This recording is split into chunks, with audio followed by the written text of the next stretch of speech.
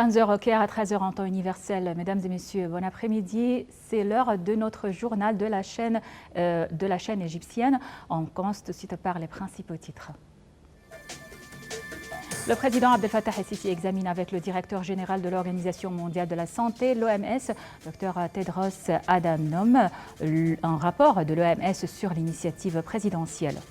Le secteur bancaire salue la décision de la Banque centrale de baisser le taux d'intérêt de 1,5%. L'Égypte remporte 50 médailles à la 12e édition des Jeux africains et conserve sa place à la tête du classement général.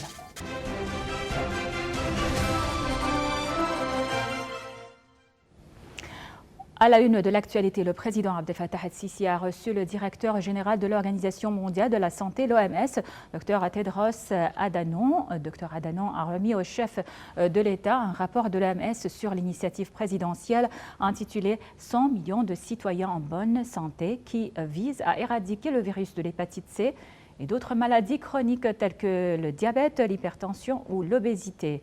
Ce rapport a rendu hommage à la direction politique et aux initiatives présidentielles lancées dans le domaine des services sanitaires. Le directeur général de l'OMS a déclaré que cette initiative était devenue un exemple à suivre dans le domaine du dépistage en Afrique et dans le monde. Il a appelé à propager cette expérience égyptienne inspiratrice dans le monde entier en vue de servir l'humanité. Lors d'une conférence de presse conjointe avec la ministre de la Santé, Dr Hala Zeid, Dr Adhanom avait souligné que l'Égypte, qui avait réalisé de grands progrès dans ce domaine, devait transférer ses expériences aux autres pays du monde. Il s'est dit confiant en la capacité de l'Égypte à dépasser tout le monde dans le domaine de la lutte contre l'hépatite C. Le président Abdel Fattah el-Sisi a reçu la présidente du Parlement togolais. La présidente du Parlement a rendu hommage au dernier développement économique survenu récemment en Égypte et à la restauration de la paix et de la sécurité dans le pays. Le chef de l'État a pour sa part mis l'accent sur le rôle axial joué par la femme égyptienne dans les différents domaines de la vie.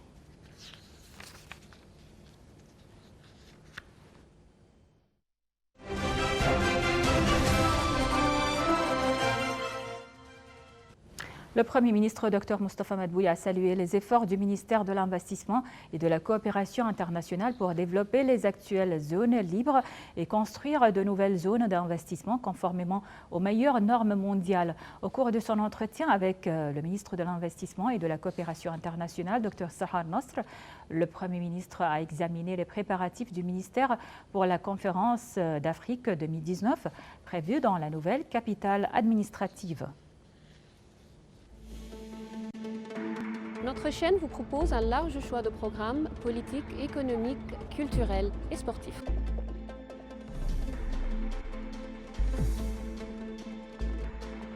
Les événements économiques quotidiens vous sont présentés et analysés. Suivez de près tous les événements politiques, économiques, culturels et autres sur notre chaîne. Nile TV International, c'est la voix francophone de l'Égypte. On passe aux dossiers régionaux. Une Israélienne a été tuée aujourd'hui dans une attaque à la bombe artisanale en Cisjordanie occupée où l'essor des colonies juives est au cœur de vives tensions. Selon l'armée de l'occupation israélienne, l'attaque à la bombe artisanale a eu lieu à proximité de la colonie juive de Dolef, au nord de Ramallah, en Cisjordanie, un territoire palestinien occupé par Israël depuis plus de 50 ans. Les groupes armés palestiniens n'avaient pas revendiqué le meurtre du soldat de 19 ans, mais l'avait salué comme une réponse légitime et normale au développement des colonies juives en Cisjordanie et à Jérusalem-Est. Si la colonisation par Israël de la Cisjordanie de Jérusalem-Est s'est poursuivie sous tous les gouvernements israéliens depuis 1967, elle s'est accélérée ces dernières années sous l'impulsion de Benjamin Netanyahou et de son allié à Washington, Donald Trump. Le nouveau Premier ministre soudanais, Abdallah Hamdok, a déclaré que les priorités du gouvernement seront d'arrêter la guerre, de construire une paix durable, de faire face à la sévère crise économique et de mettre en place une politique étrangère équilibrée. M. Hamdok a également assuré qu'avec la bonne vision et les bonnes politiques, on pourrait affronter la crise économique dans le pays. Il a promis d'établir un programme d'urgence pour faire face aux pénuries des produits de base dont a récemment souffert le Soudan et ses 40 millions d'habitants.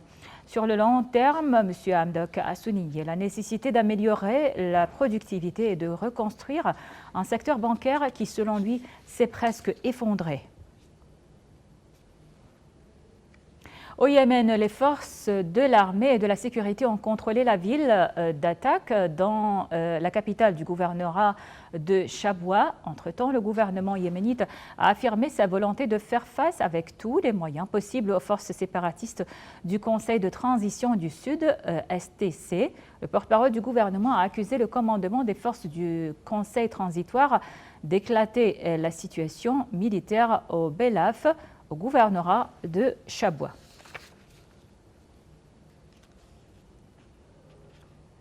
En Syrie, les forces armées ont encerclé aujourd'hui un poste d'observation de l'armée turque près de la province d'Idlib, poursuivant une progression au sol face aux terroristes et rebelles dans le nord-ouest de la Syrie en guerre. Hier et aujourd'hui, les forces syriennes ont repris plusieurs localités entre les provinces d'Idlib et de Hama, dont celle de Morek, où se trouve le poste d'observation de l'armée turque. D'autre part, le gouvernement syrien avait annoncé l'ouverture d'un corridor pour permettre aux civils le souhaitant de quitter la région d'Idlib, où une campagne militaire syrienne et de son allié russe a fait des centaines de morts et entraîné des déplacements massifs de la population.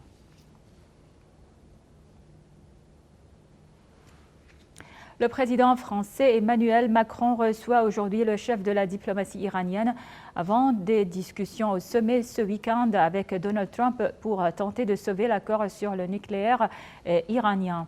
Ce dossier explosif qui menace d'enflammer le Moyen-Orient sera ensuite sur la table des dirigeants du G7, le club des 7 pays les plus industrialisés, qui s'ouvre samedi prochain à Biarritz, dans le sud-ouest de la France. En réponse au retrait américain et à l'incapacité des Européens à l'aider à contourner les sanctions, Téhéran a arrêté en juillet de respecter certains de ses engagements pris au terme de l'accord.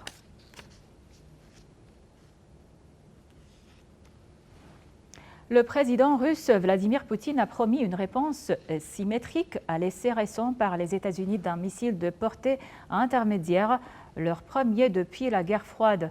Lors d'une réunion de son Conseil de sécurité, Poutine a déclaré qu'il ordonne au ministère russe de la Défense et des Affaires étrangères d'analyser le niveau de menace créé pour leur pays par les actes des États-Unis et de prendre des mesures exhaustives pour préparer une réponse symétrique. Ce test américain a entériné la mort du traité de désarmement INF qui a aboli l'usage par la Russie et les États-Unis seuls des missiles terrestres d'une portée de 500 à 5500 km. Ce traité a officiellement été suspendu il y a moins d'un mois par les deux puissances rivales qui s'accusaient mutuellement de le violer. À Hong Kong, de nombreux manifestants se sont tatoués des motifs rebelles en signe de soutien au mouvement de protestation contre le gouvernement local et Pékin.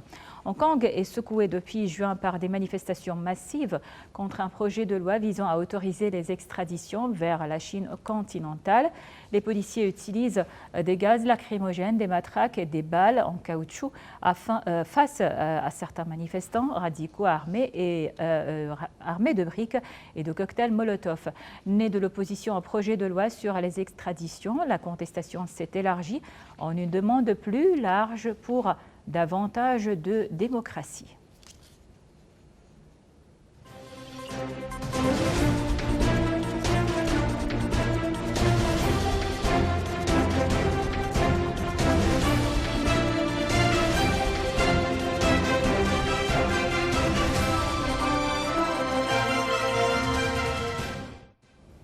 Et dans notre rubrique économique, le secteur bancaire a salué la décision de la Banque centrale de baisser le taux d'intérêt de 1,5%, soulignant que cette décision est le résultat des réformes économiques mises en place par le gouvernement et du recul des taux d'inflation.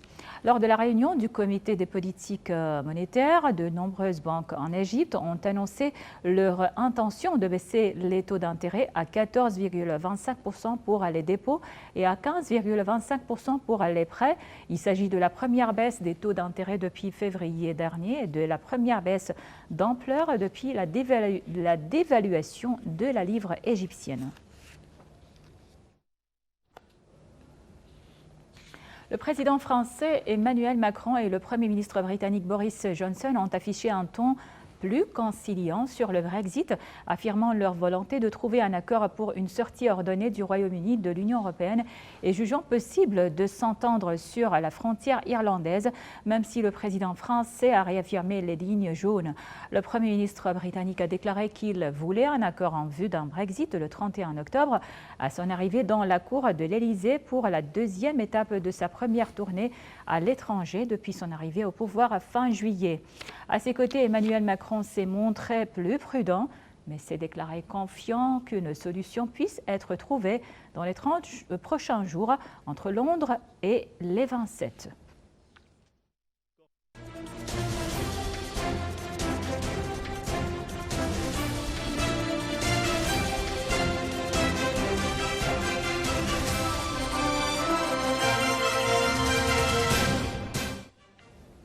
Et à la une de notre page sportive, les Jeux africains tenus au Maroc, où l'Égypte conserve sa place à la tête du classement général de la 12e édition de ces Jeux africains à l'issue des compétitions de la 4e journée disputée hier, avec 50 médailles, dont 14 d'or et 20 d'argent, 16 de bronze.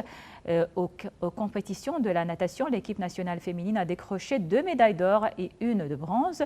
Les 2 médailles d'or ont été décrochées par Rania Moro sur 200 mètres libres et Farida Osman sur 50 mètres libres et Sarah Soleiman sur 100 mètres libres.